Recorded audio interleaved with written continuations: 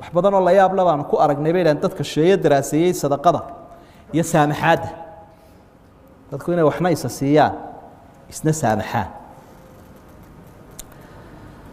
labada daraasadood waxa sameeyay laba jaamacadood mid Mareykanka ku taalo Harvard la yiraahdo midna ay British Columbia la yiraahdo Ingiriiska labada jaamacadood daraasad ay ku sameeyeen waxay isticmaalayaan agabkan maqnaadiisiga ah ee maskaxda lagu xiro laba meel walba waxba loo sameeyay sheegaya xaaladiisa marka waxay leeyihiin kolka la eego qofku tabarucan uu bixinayo ee uu dadka kala siinayo waqtigu wax siiyo natiijada ay maskaxdiisu soo saarayso waxay la mid tahay natiijada iyo sacaadada iyo raaxada ay hesho markuu qofku wax cuno ama galmo sameeyo raaxadu dareemo ayuu markuu wax bixiyana dareemaa bayda iyagu moogtay cuncunka hunguriga hamadu way ku weyn Soomaha nimanka marka waxay ku leeyihiin markuu hamadiisa guto qofku raaxadu dareemo ama uu raashin macaan cuno mafsuulo raaxada iyo farxadu dareemo taasoo kale maskaxdu dareemaysa markaan eegnay qalabka lagu xiray kolku wax bixiyana kolku wax bixiyo ee warka qofkii oo farxay oo qoslay ayuu isaguna qoslaya farxaya waxa kale yiraahdeen ama ikhtiraah ku soo jeediyeen waxay qofka bani aadamka si ijhaadka iyo culayska haysta uga yaraado waxa bixiya bay yiraahdeen wala wax yarna ha ahaado litahsiin nidaam aljism ولتخفيف هرمون الإجهاض الإجهادات إجهادكم معناه وحوي علايسك قفك صارن شركة دعامة شركة أي مركز دعامة شركة وسود يا علايسك فول راسو غير هذا وحبحي هبا يراده سو مركز شركة سر حاول ضريبه وحكى لي هنا دراسة ده كم ده dadka xoolahooda bixiya cid kala siiya bay yiraahdeen tusaaciduhum ala shifaa bi sur'atin akthar dadka kale way ka caafimaad dhawi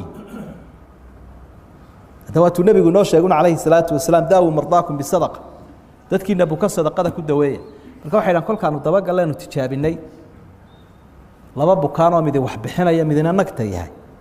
oo gacantiisa haysto kana caafimaad dhaw bay yiraahdeen oo da saacadiisa iyo farxadiisa badan waxay yiraahdeen qofku wax bixinta waxa uu ku helayaa saacado badan oo saacidi karta jirkiisa in difaaciisu kor u kaco markuu qofku raaxada helo maskaxdiisu nasato oo faraxsan yahay jirkiisa difaaciisa badan ayay yiraahdeen sidaa daraadeed waa inuu wax bixiyaa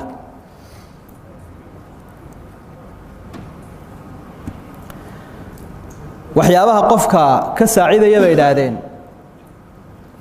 inay daadiisu muddo dheer u jiro ama ay ka yaraato shaykhuukhada bay yiraahdeen ashaykhuukha almubakira odaytinimada soo qadimanta waxyaabaha ka yareeya waxa kamid ah deeqda iyo wax bixinta waayo kullama markastoo qofka saacadadiisa iyo farxadiisu ay badato culayskuna maskaxdiisa iyo jirkiisa uu ka yaraado nasashu helaya jirku hadduu nasasho helana cudurkiisa yaraanaya hadduu cudurkiisu yaraadana cimrigiisa dheeraanaya bay waa ka rasuulku sallallahu alayhi wasallam cimriga waxa kordhiya maxay biriga iyo samafalka ayaa cimriga kordhiya wax badan oo kale ay sheegeen waa iska soo gaagaabinaynaa waxyaabaha ka warrameen waxa kamid ah saamaxaadu bay saamaxaadu waxaan ku naseexaynaynaa dadku inay markay isqabsadaan saamaxaadda badiyaan iyo sulxa iyo cafiska taasina culayska waxay ka reeynaysaa bay yiraahdeen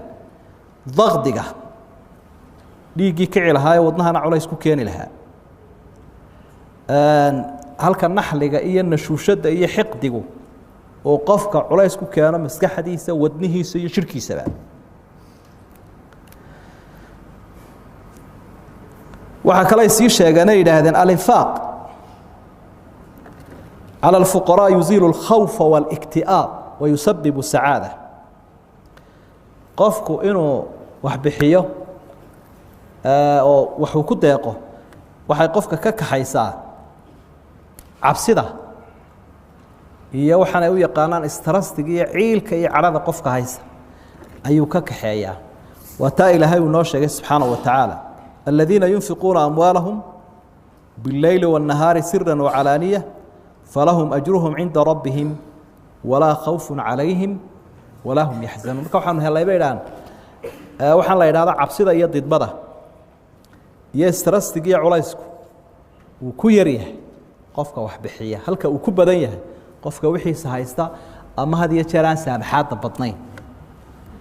umuuman waxaynu leenahay waxa ay sheegeen iyo wax kale oo badan ba waxa kale ay sii raaciyeen ay yiraahdeen in ash-shuha wal bukhra min akhdar al-amrad an-nafsiyya cudurrada had iyo jeer dadka dhibo waxa kamid ah bakhaylnimada iyo adaygnimada bayda waa qoladii cilmu nafsiga iyo dhakhaatiirta labaduba waxyaabaha ugu badan ee dadka dhibo weeyaa bayda sidaa daraadeed wad website-yadooda markaad gasho dadka noocaas waxaad ku arkaysaa iyagoo ummadooda baraya qofku inuu wax bixiyo iyo waxa uu ka faa'iidayo waxaynu se ku soo ururinaynaa waa arrimo aynu dee kolley un xusayno uno dee adduunyada dad badan ay daraasayeen laakiin inaga waxiga ay nagu filane kullu daalika waxa ay ka warramayaan waa faa'iidooyinka adduunyagu laakiin inagu waxaynu raadinaynaa faa'iido adduunyo iyo mid aakhiro weliba ta aakhiro ay noo weynta oo raali noqoshihii ilaahay iyo jannadii ilaahay baynu ku baadi doonaynaa waxaynu bixinayno iyo sacaadada aakhiro iyagu sacaadada adduunyaday ku doonayaan ay ka sheekaynayaan akhlaaqdooda macnaa dhaqankooda caafimaadkooda waxaan oo dhan waa wada adduunyadii laakiin taana waa lagu helay tu kale oo hadafkeenu iyo ka sii weyn oo tii aakhirana waynu doonaynaa iyo ta ilaahay xaqiisa subxaanahu wa tacaala marka taasaynu inagu la dheernahay cumuuman waxaa markaa halkaa aynu ka arkaynaa sidan cajiibka ah ee faraha badan ee ilaahay aayadaha badan uga warramay infaaqii manziladii iyo miisaanku islaamka dhexdiisa ku leeyahay infaaqii iyo waxbixintu marka qofku waanu budget baaskareeya ama qayb sadaqada kamida uu ogolaada halka iska dhigaa maalintii iyo bishii iyo sanadkii de isagiyo ilaahay baana islow dadku inay ku ogaadaan ha ku xisaabtamin waxaagay ogaanin intaad kari karto waayo waa waxyaabo waa inuu adiga iyo ilaahay kaa dhaxeeyaa aad maalinkay kugu adkaato ugu tawasusho tawasulka soo ganamaysid camalka saalixa ilaahay loogu tawasulaa marka acmaasha khaaliska ah ee adiga iyo ilaahay uu isla ogtihiin maalinkii adkaata ilaahay baa loogu dhawaadaa xadiithul qaar waad xusuusanta nimankii soconaya safarka ku jiray iyagoo cidla maraya godis yiri gala ee dhagaxu ku awdmay ilaahay baa camalkoodii ugu tawasuleen dee waa camalkaas ixsaan iyo samafal iyo sadaq u badnaa mid waliba ilaahay ugu tawasula in baa ka dhaqaaqaysa haddana in cagaf kaloo riixday may jirin oon ahayn camalkaas saalixa ilaahay ugu tawasuleen ilaahayna uu kaga dulqaaday subxaanahu wa tacaala